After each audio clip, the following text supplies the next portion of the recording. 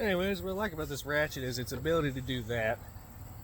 And you can use it like a screwdriver, which definitely makes this process a lot quicker. I'll show you another thing once I get that other bolt out. Here we are with the other bolt. Let's see if I can break it loose.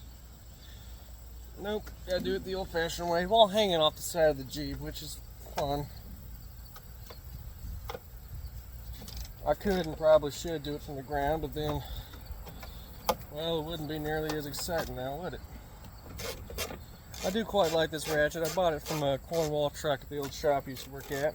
It's a $220 ratchet, but I mean, definitely got what I paid for. It's pretty good. Anyways, you pull this little baby out, and I'll show you one of my favorite features of this here Jeep.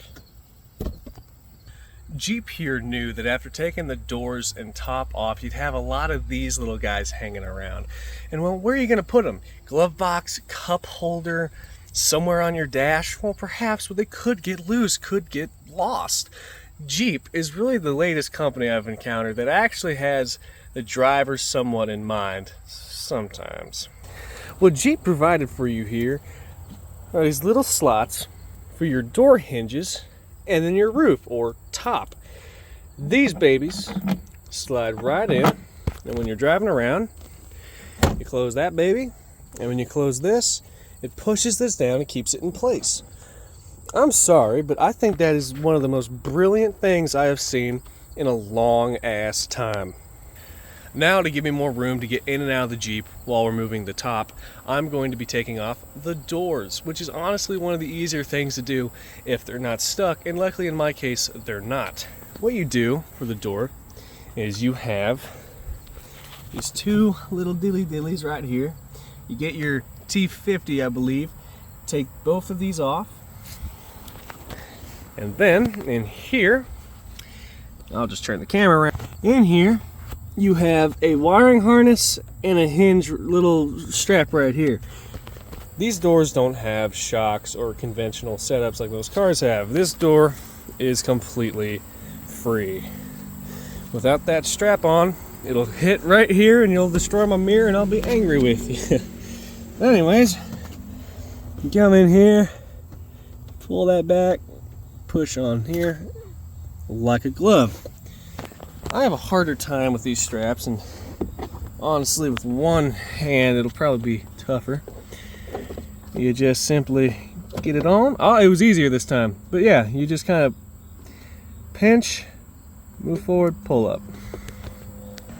Now you get your ratchet with your T50 Torx bit, pop her in place, and these don't have a whole lot of threads on them, so it won't be too hard to move them out.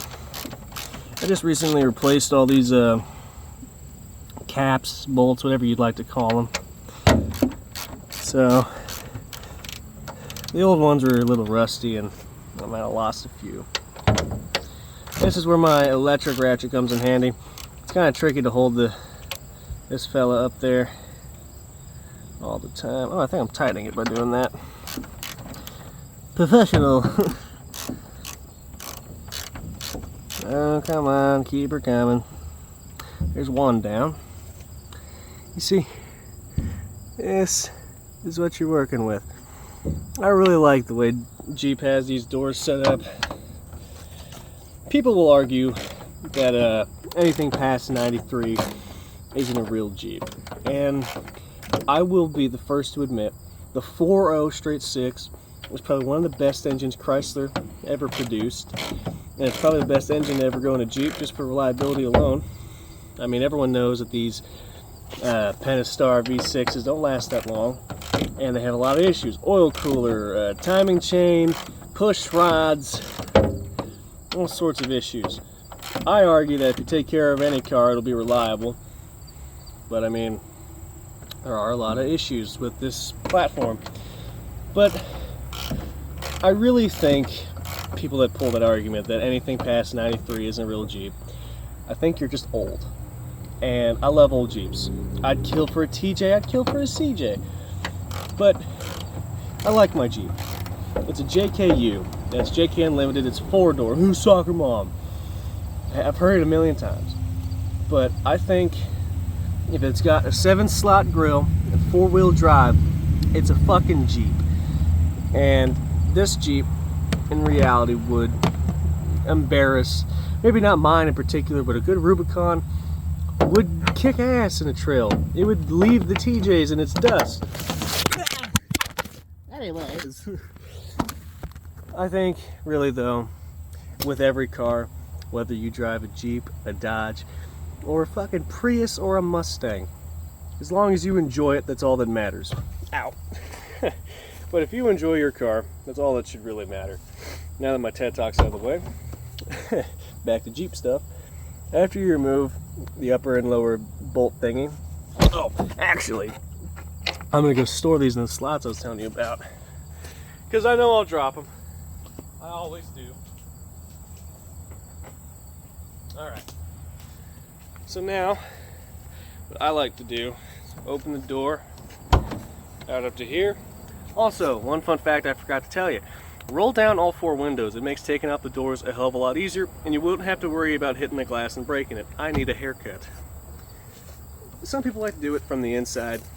Some people like to do it from the outside. Now, the newer JLs have a nice little handle inside the door to make it much easier. The JKs do not.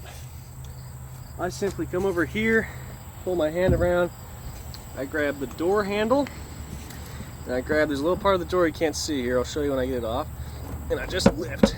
There we go. I lift. I'm gonna go move it where I need to put it. I'd grab the phone, but I'm one guy.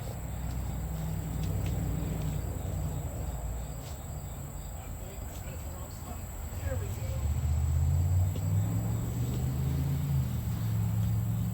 And put that in there.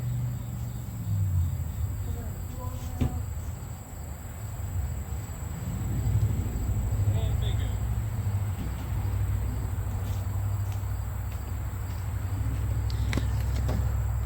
So to show you what I was talking about as far as where I grab it, there's a little part here I grab to initially pop it off, and once I got it going, I grab onto here. And I have my other hand here. I'm not good at explaining stuff, but work with me. Another thing I'll show you guys is it's the same procedure there, the wiring harness. This is the one that tends to be a bit more tricky with me. Matter of fact, I'm gonna pause it. Anyways, what I forgot to show you when taking out the first door is this little wiring harness right here. You don't want that to get caught underneath the door and the ground. You don't want to sever any wires or pinch them. You don't want to damage it. Well, Jeep provided you here with this handy dandy little net that it's really useless for putting anything else but this fella in there. So just tuck it in and boom. And from there, repeat the same steps like the driver door.